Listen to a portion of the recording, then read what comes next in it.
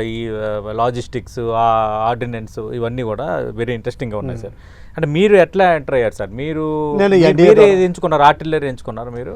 నేను ఇన్ఫెంట్రీ ఎంచుకున్నాను. యాక్చువల్గా ఆర్మర్డ్ కోర్ అంటే ఇష్టం ఉండేది, ఎందుకంటే వాళ్ళు జనరల్గా ప్లేన్స్లోనే ఉంటారు, అంటే కొంచెం ఫీల్డ్ ఏరియాస్ తక్కువ ఉంటాయి. అవును. కానీ ఏంటంటే దానికి చాయిస్ తక్కువ, సో ఇన్ఫెంట్రీ ఆప్షనల్ అయింది. అప్పుడు మద్రాస్ రెజిమెంట్ ఎంచుకున్నాను. Okay sir. ఎందుకంటే మన సౌత్ ఇండియన్ ట్రూప్స్ ఉంటారు, బేసికలీ ఫుడ్ హ్యాబిట్స్, భాష కొంచెం ఈజీగా కలుస్తుంది. Okay sir.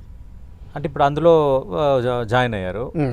ఎక్కడ సార్ ఫస్ట్ పోస్టింగ్? ఎక్కడ ఫస్ట్ పోస్టింగ్ నాది గుల్మర్గ్ వచ్చిందండి. గుల్మర్గ్ అది ఎక్కడ ఉంది సార్? కాశ్మీర్లో ఉంది గుల్మర్గ్. అంటే అప్పుడు మీరు ఎట్లా స్టార్ట్ అయ్యారు సార్? ఇప్పుడు అక్కడ నుంచి మీకు అంటే ఏ డిజిగ్నేషన్తో స్టార్ట్ అయ్యారు? అప్పుడు ఆ రోజుల్లో సెకండ్ లెఫ్టినెంట్ అని సింగిల్ స్టార్ ఒకటి ఉండేదండి.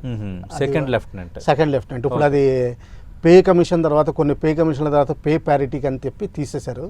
ఇప్పుడు లెఫ్టినెంట్ తోటి స్టార్ట్ అవుతుందండి. ఓకే. మా టైంలో సెకండ్ లెఫ్టినెంట్ ర్యాంక్ ఉండేది. మీకు కమిషనింగ్ అంటారు, ఐఎంఏలో కమిషన్ అవుతారు. ఓకే.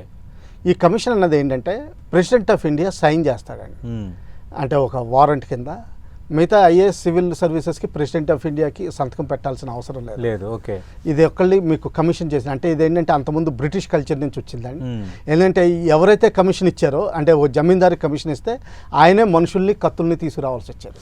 అంటే ఒరిజినల్ కత్తుల టైంకి వెళ్తే ఎన్ని కత్తులు, ఎన్ని ఈటలు, ఎన్ని తీసుకురావాలి, ఆయనే ప్రొవైడ్ చేయాలి. అందుకని చెప్పి ఆయనకి డబ్బు ఇచ్చేవారు అనమాట. అందుకని కమిషన్ అన్నట్టుగా వచ్చేది, కమిషన్ ఆఫీసర్. ఈ ర్యాంక్స్ జీవితాంతం ఉంటాయండి. రిటైర్డ్ అయిన తర్వాత నేను కల్నల్ రిటైర్డ్ అంటారు, కల్నల్ సోన్స్ రిటైర్డ్ అంటారు. అవునా సార్? ఇది తప్పు. చాలా మంది కల్నల్ రిటైర్డ్ అని రాస్తారు, అది తప్పు designation. I will remain a colonel through out my life. Okay sir. అదే ఇప్పుడు మామూలుగా ఏంటంటే ఇప్పుడు డీజీపీ ఎవరైనా కానీ, పోలీస్ అధికారులు, మాజీ ఐపీఎస్, మాజీ డీజీపీ, వాళ్ళు యాక్చువల్గా వాడడానికి లేదండి రిటైర్డ్ కల్నల్, కానీ మీకు అనడానికి లేదు.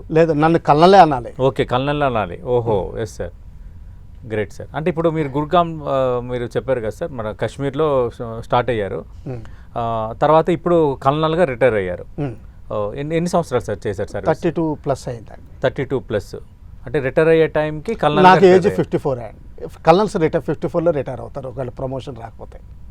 Okay sir. అంటే సార్ నాకు ఇది ఇంట్రెస్టింగ్గా ఉంది సార్. ఇప్పుడు ఒక గవర్నమెంట్ ఉద్యోగకో లేదంటే మాకో ఎవరికో సమ్ రూల్స్ పరంగా ఒక రిటైర్మెంట్ ఏజ్ అనేది ఒకటే ఉంటుంది.